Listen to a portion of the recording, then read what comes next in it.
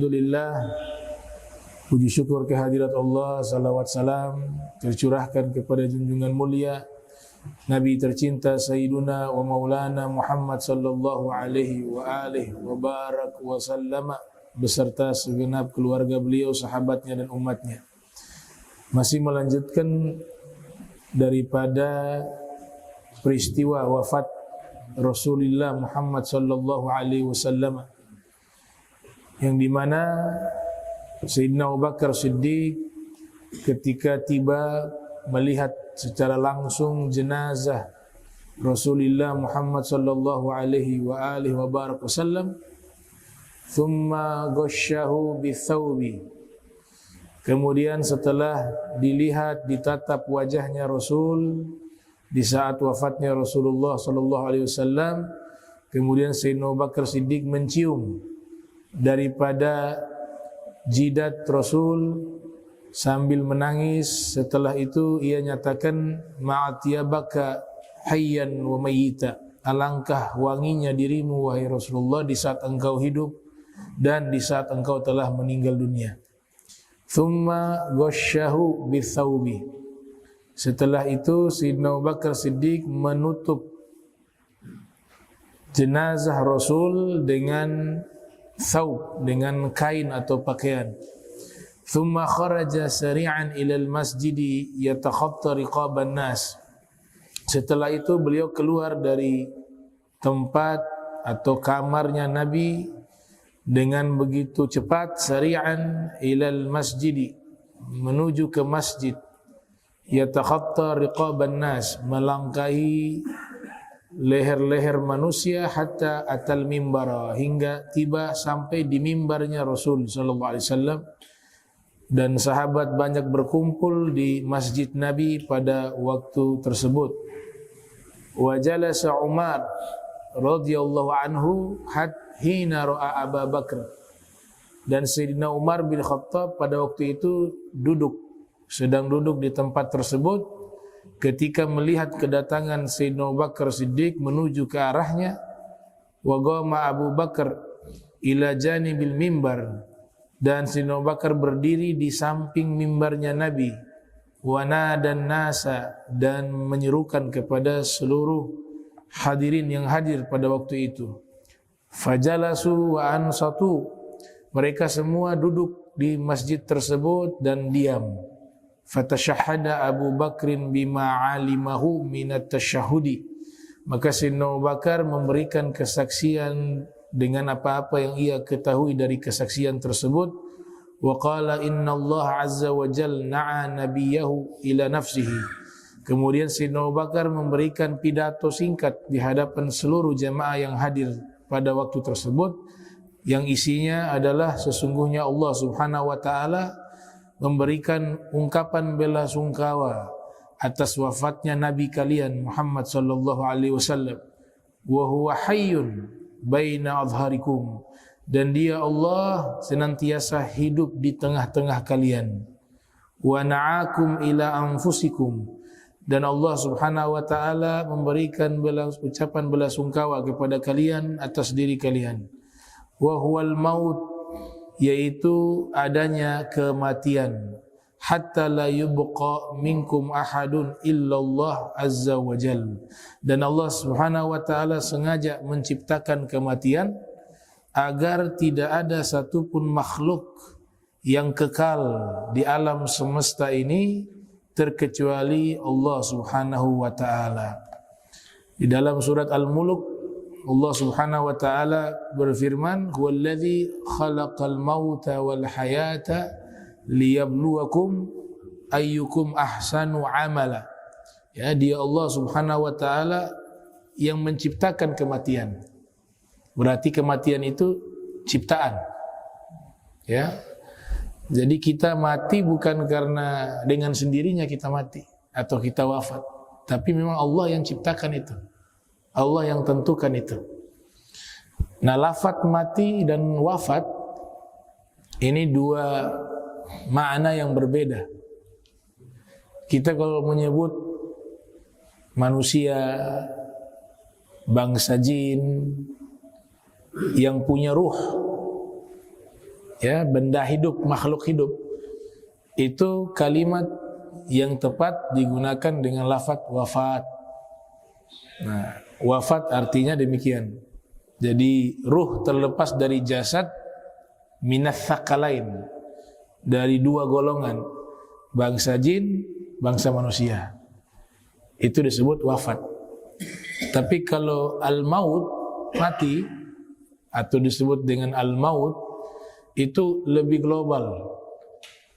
Manusia bisa juga, jin bisa juga disebut dengan mati. Benda mati, pohon dan seterusnya, itu hanya bisa menggunakan lafaz maut. Tapi kalau wafat khusus kepada manusia dan jin. Karena di saat hidup, ya dua makhluk inilah yang akan meninggal terlebih dahulu.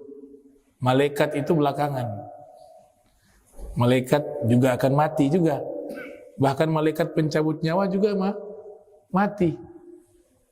Di hari kiamat Allah perintahkan dia mencabut nyawanya sendiri.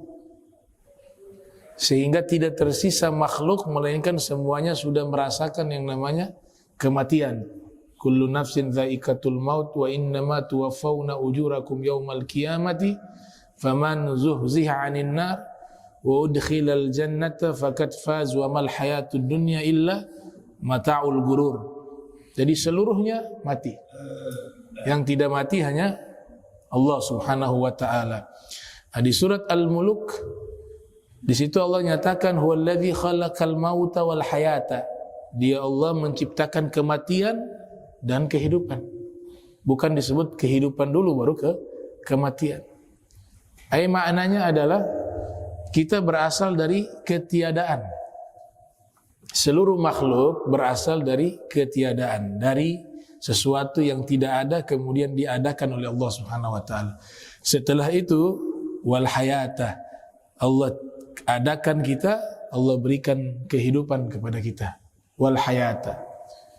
Tujuan kita hidup di dunia ini jelas Allah nyatakan liyabluwakum ayyukum ahsanu amala. Allah mau menguji siapa di antara kalian yang paling bagus amalnya. Jadi ini lafaz di dalam Al-Quran selalu Allah nyatakan ahsanu amala, yang paling bagus amal, bukan yang paling banyak amalnya. Ya. Kita beramal banyak tapi kualitasnya berantakan, maka hitungannya sedikit di hadapan Allah Ta'ala. Allah lebih melihat kualitasnya bukan kuantitas daripada ibadah kita. Sehingga selalu lafaz ahsanu amala itu Allah Ta'ala sebutkan, tidak ada aktsaru amala. Inna ja'alna ma'alal ardi zinatan laha linabluwahum ayyuhum ahsanu amala juga. Mau uji kalian siapa di antara kalian yang paling bagus amalnya. Sehingga Nabi kita Muhammad sallallahu alaihi wa alihi wa barak wasallam ketika beliau menjelaskan amalan yang paling Allah cinta itu bukan berdasarkan jumlah tapi kualitas dan kontinu, istiqomah terus menerus. Ahabbul a'mali illallah subhanahu wa ta'ala adwamuha wa in qalla. Nabi bersabda, amalan yang paling Allah cinta yaitu yang dilakukan istiqomah terus menerus. Wa in qalla, walaupun sedikit. Sayyidina Ali mengatakan perhatian kami terhadap diterimanya amal lebih kami fokuskan dibanding perhatian kami dengan jumlah amal. Ya, perhatian kami terhadap amalan kami diterima oleh Allah itu lebih kami fokuskan dibanding perhatian terhadap jumlahnya amal. Artinya walaupun sedikit tapi kita lakukan dengan baik, dengan sempurna, itu jauh lebih baik dibanding amalannya banyak tapi isinya berantakan. Nah, itu wasiat dari Allah Ta'ala, wasiat dari Nabi Muhammad sallallahu alaihi wasallam dan wasiat daripada Sayyidina Ali ibn Abi Thalib. Nah, ketika Allah Ta'ala tiupkan ruh kita di dalam perut ibu, setiap ruh itu ketika ditiupkan Allah utus malaikat. Ada malaikat ditugaskan meniup ruh. Nah, sehingga dikatakan ketika sudah ada ruh itu janin, itu ketika meninggal dunia dia, baik dia keguguran ataupun dia ketika dioperasi sudah ada bayinya sudah meninggal dunia, kalau sudah ada ruh wajib diperlukan sama seperti orang hidup. Ada prosesi apa? Mulai dari pemandian jenazah, kemudian di situ juga ada mengkafani, menyolatkan, karena sudah hidup, sudah ada ruh. Tapi kalau belum ada ruh, tidak diperlakukan demikian. Nah, setiap kali ruh itu ditiupkan oleh malaikat, selalu malaikat Jibril diberikan tugas memberikan pesan. Pesannya kepada siapa? Kepada ruh. Pesan yang pertama, malaikat Jibril mengatakan, "Ish ma syi'ta, ya fa innaka mafariquh. Ish ma syi'ta fa innaka mayyitun." Hiduplah kamu sesuka hatimu, tapi ingat, ruh suatu saat kau akan mati, kau akan berpisah dengan jasad. Itu pesan pertama. Ish ma syi'ta fa innaka mayyitun. Pesan kedua, malaikat Jibril sampaikan, ahbib man ahbabta fa innaka mafariquh. Cintailah apapun yang ada di dunia ini, tapi ingat suatu saat ada waktu perpisahan. Mafariquh, yaitu dengan kematian. Wasiat yang ketiga, kata malaikat Jibril, inna syarafal mu'min qiyamu bil lail. Sesungguhnya kemuliaan orang beriman salat malam. Qiyamul bil lail. Wa izzatahu istighnahu 'anil nas. Dan kemuliaan orang mukmin, dia tidak meminta-minta harta kepada manusia. Dia sudah merasa cukup dengan apa yang ia miliki tanpa mengemis-ngemis, memohon-mohon, meminta-minta kepada manusia berupa harta. Nah, ini 4 wasiat yang disampaikan oleh malaikat Jibril ketika ruh itu ditiupkan ke dalam jasad manusia. Demikian juga dalam riwayat disebutkan wasiat ini adalah satu hal yang sangat diperintahkan oleh Allah Ta'ala, sehingga dikatakan orang yang menjelang atau sakit sudah parah itu disunnahkan memberikan wasiat kepada anak-anaknya. Hukumnya sunnah wasiat. Bahkan Allah Subhanahu wa Ta'ala di dalam Al-Quran juga memberikan wasiat kepada seluruh manusia, terlebih khusus ahlul kitab wal mu'minun. Ya, walaqad wasainal utul kitaba min qablikum wa iyyakum anittaqullah. Sungguh kami telah berikan wasiat, ya, kepada kalian dan orang-orang sebelum kalian dari ahli kitab agar senantiasa bertakwa kepada Allah Subhanahu wa Ta'ala. Pentingnya wasiat juga sehingga di tongkatnya Nabi Musa itu ada wasiat juga. Ada 4 wasiat yang tertulis di tongkatnya Nabi Musa. Yang pertama, kullu sultanin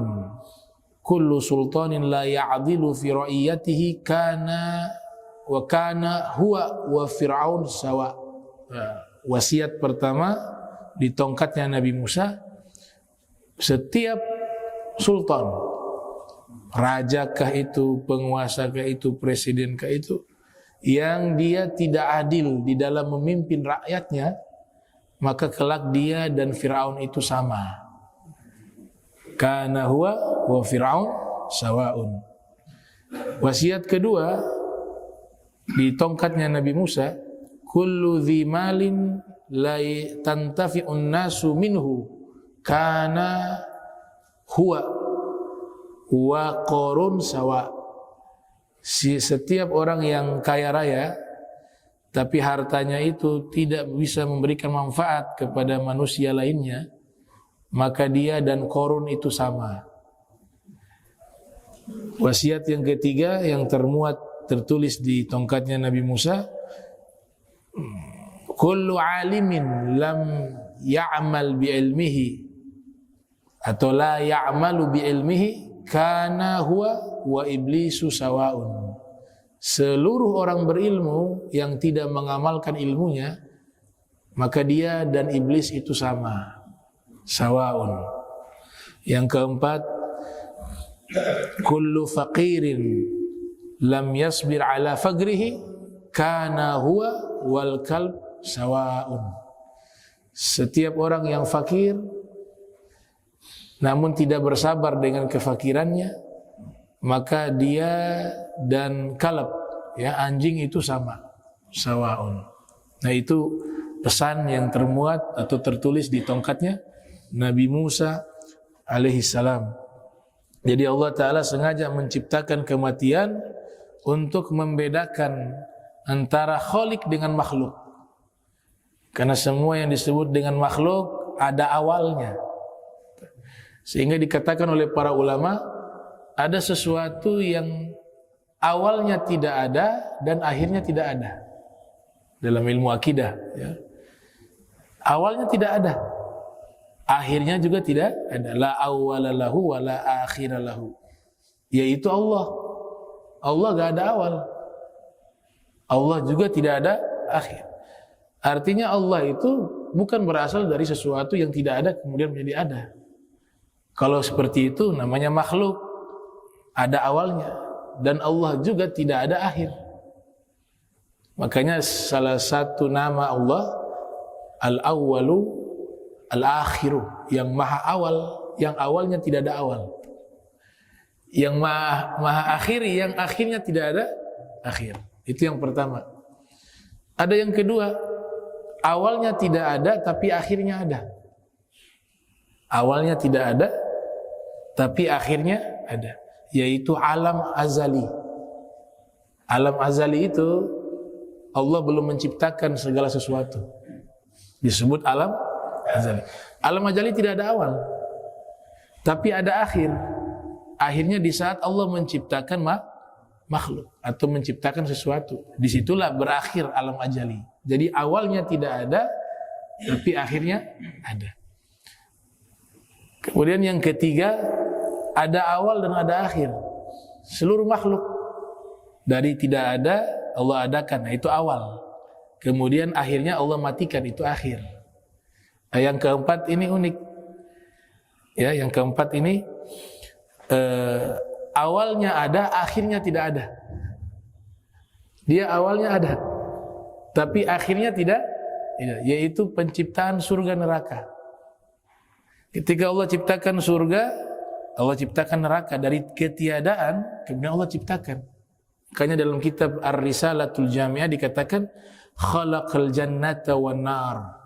Dia Allah yang telah menciptakan surga dan neraka. Berarti ada awal. Tapi surga neraka tidak ada akhir, karena Allah nyatakan di Al-Qur'an kekal selama-lama di dalamnya. Berarti tidak ada akhir. Nah, itu 4 hal yang disebutkan oleh para ulama ahlul kalam, ya. Ada yang tidak ada awal, tidak ada akhir, Allah Subhanahu wa taala. Yang kedua, awalnya tidak ada tapi akhirnya ada, yaitu alam ajali. Yang ketiga, ada awal, ada akhir, yaitu makhluk. Yang keempat, awalnya ada, akhirnya tidak ada, yaitu surga dan neraka. Selebihnya itu hakikatnya al-maut, kematian.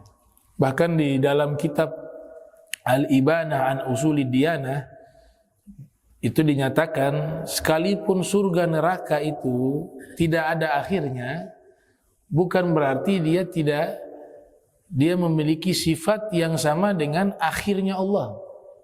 Karena dia kekal, surga itu kekal, neraka itu kekal, terikat dengan kehendaknya Allah. Tapi kalau Allah mau memusnahkannya bisa. Itu. Jadi hakikatnya tidak ada yang kekal. Hakikatnya surga neraka kekal karena kehendaknya Allah. Dan Allah mampu untuk memusnahkan surga neraka.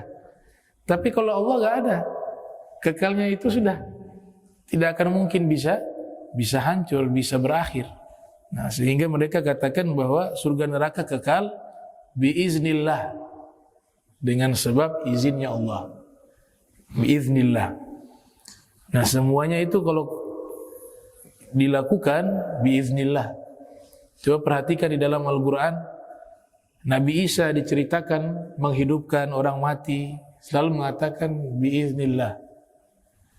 Orang buta disentuh, hilang penyakit butanya, biiznillah.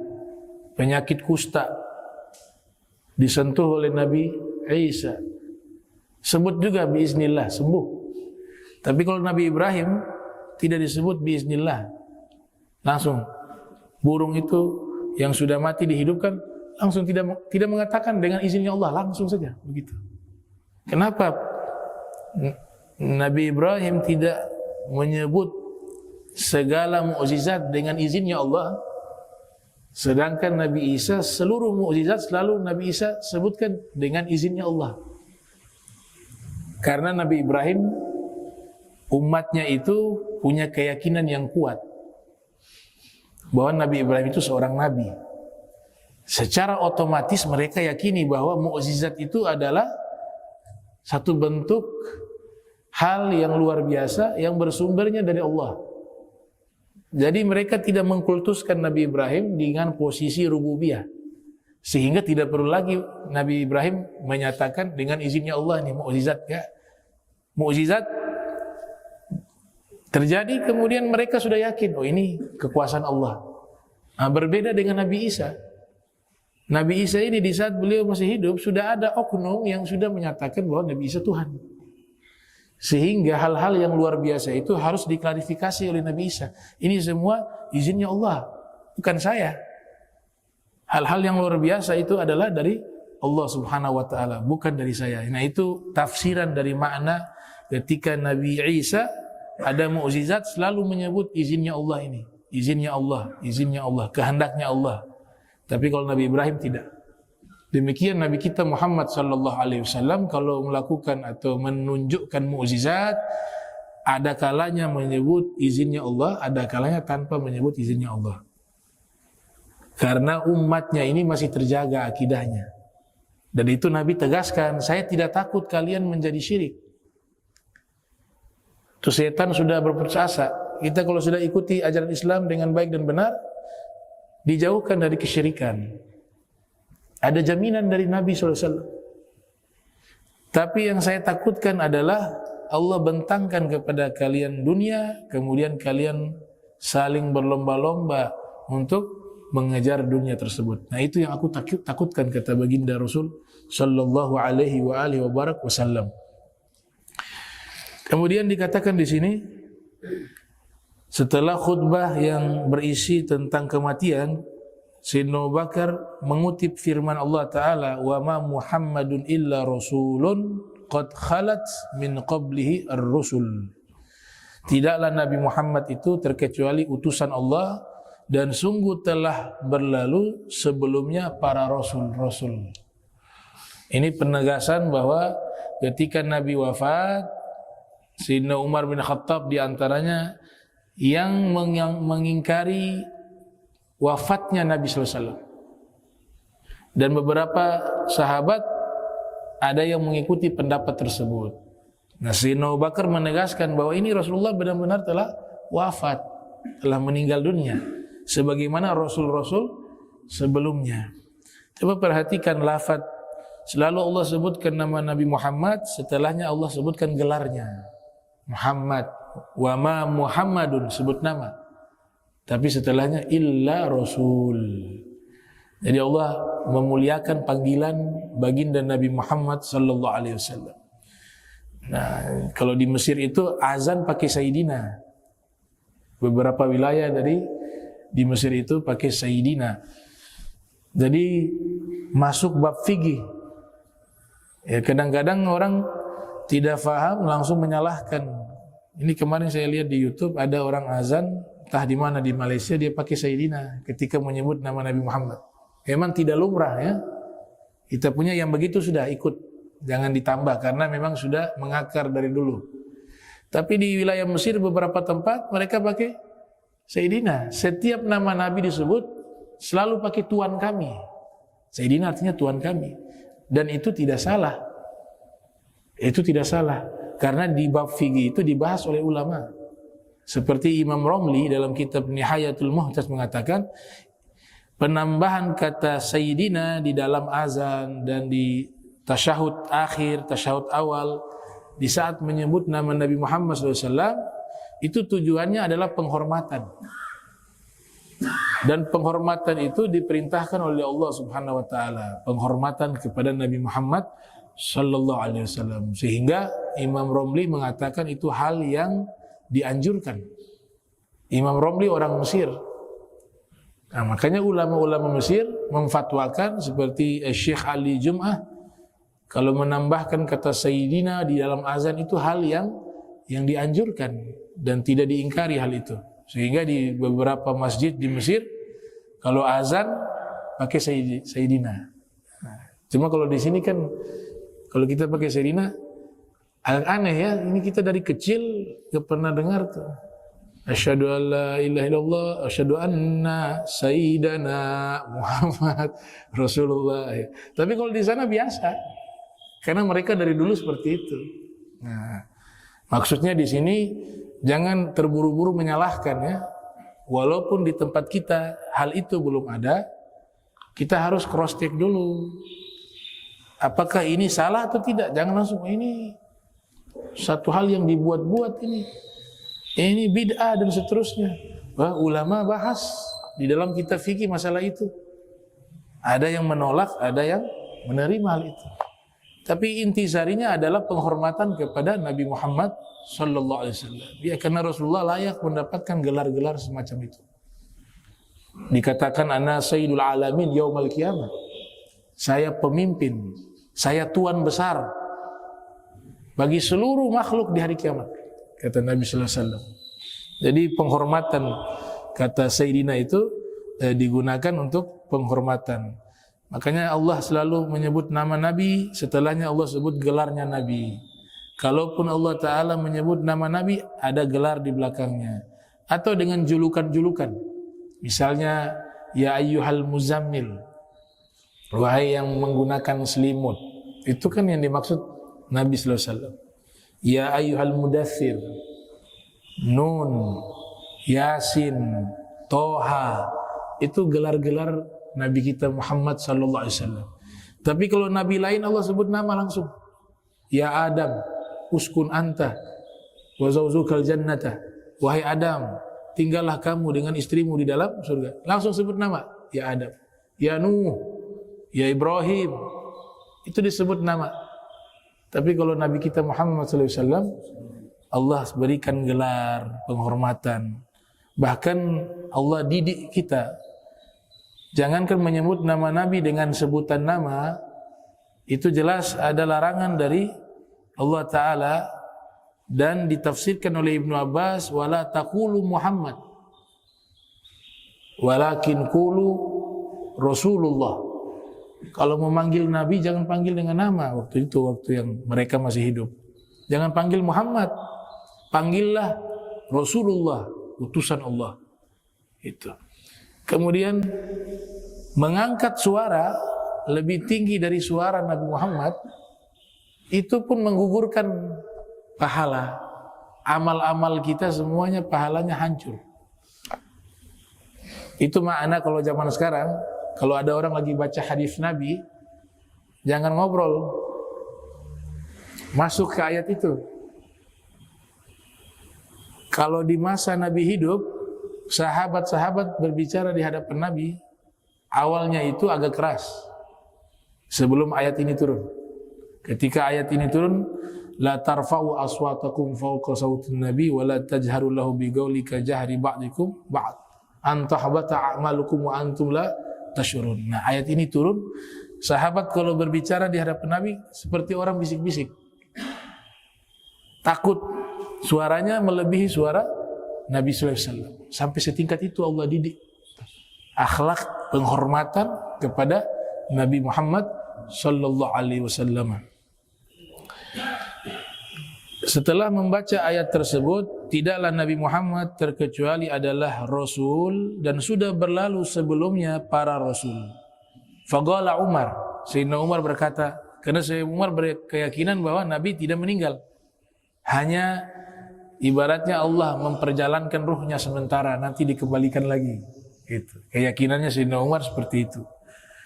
Kemudian Sayyidina Abu Bakar membaca ayat itu, maka Sayyidina Umar mengatakan, hadhil ayah fil Quran.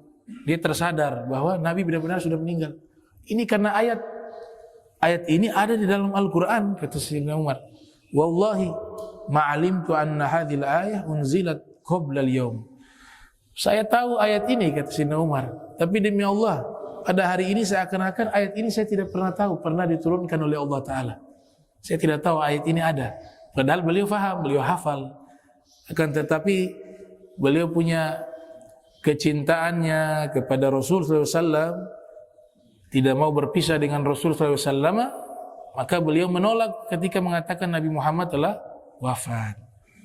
Ketika dibacakan ayat, di situ disadari.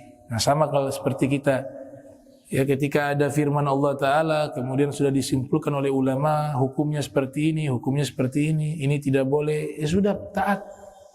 Kita punya konsep namanya sami'na wa ata'na. Kita dengar, kita taati. Tapi kalau sekedar mendengar, tahu nih hukumnya seperti ini, tapi dilanggar, dia masuk konsepnya Yahudi. Sami'na wa asoina. Ya kami dengar saja, tapi kami langgar. Kami ingkari itu, kami maksiati itu. Nah, jadi Sayyidina Umar walaupun beda pendapat, berkeyakinan bahwa Nabi Muhammad tidak meninggal, tapi ketika ayat itu dibacakan, beliau merujuk pendapat bahwa Nabi Muhammad sudah meninggal. Karena mendengar firman Allah Subhanahu wa taala yang dibacakan oleh Sayyidina Abu Bakar Siddiq. Wa qad qala Allah Ta'ala li Muhammad. Nah, kemudian Allah Ta'ala berfirman di dalam Al-Quran kepada Nabi Muhammad sallallahu alaihi wasallam, innaka mayyitun wa innahum mayyituna. Sesungguhnya engkau kelak akan menjadi mayat, akan menjadi orang yang meninggal dunia, dan sesungguhnya mereka semua juga akan merasakan yang namanya kematian dan menjadi mayat. Wa qala Allah Ta'ala kullu syai'in halikun illa wajhahu lahul hukmu wa ilaihi turja'un. Segala sesuatu halikun binasa kecuali zatnya Allah Subhanahu wa taala, lahul hukmu wa ilaihi turja'un, kepadanya seluruh hukum kembali dan kepadanya seluruh makhluk akan dikembalikan oleh Allah Ta'ala, atau kalian akan dikembalikan kepadanya. Wa qala Allah Ta'ala kullu man 'alaiha fan wa yabqa wajhu rabbika dzul jalali wal ikram. Ya, setiap makhluk pasti akan fana, akan binasa, dan yang tersisa hanya Allah Subhanahu wa taala, pencipta yang maha mulia lagi maha agung. Di dalam tafsir Ibnu Katsir ditafsirkan kullu syai'in halikun illa wajhahu, yaitu segala sesuatu, maknanya segala amal yang dilakukan niatnya bukan karena Allah, maka akan binasa. Tapi kullu amalin, seluruh amal jika dilakukan lillahi subhanahu wa ta'ala, ikhlas karena Allah subhanahu wa ta'ala, maka Allah akan kekalkan. Itu salah satu tafsiran disebutkan oleh Al-Hafiz Ibnu Katsir. Waqal, kemudian dibacakan juga firman Allah subhanahu wa ta'ala, kullu nafsin dha'iqatul maut wa innama tuwaffawna ujurakum yaumal qiyamah. Setiap yang berjiwa pasti merasakan yang namanya kematian, dan sesungguhnya kalian akan diberikan ganjaran pahala di hari kiamat. Faman zuhziha 'anil nar, siapa yang dijauhkan dari api neraka, wa udkhilal jannata, dan dia dimasukkan ke dalam surga, faqad faz, itulah orang sukses yang sesungguhnya. Wa mal hayatud dunya illa mata'ul gurur, tidaklah kehidupan dunia terkecuali kesenangan yang menipu. Insyaallah kita lanjutkan pembahasan berikutnya, masih terkait dengan khutbah daripada Sayyidina Abu Bakar Siddiq di saat wafatnya Nabi Muhammad sallallahu alaihi wasallam.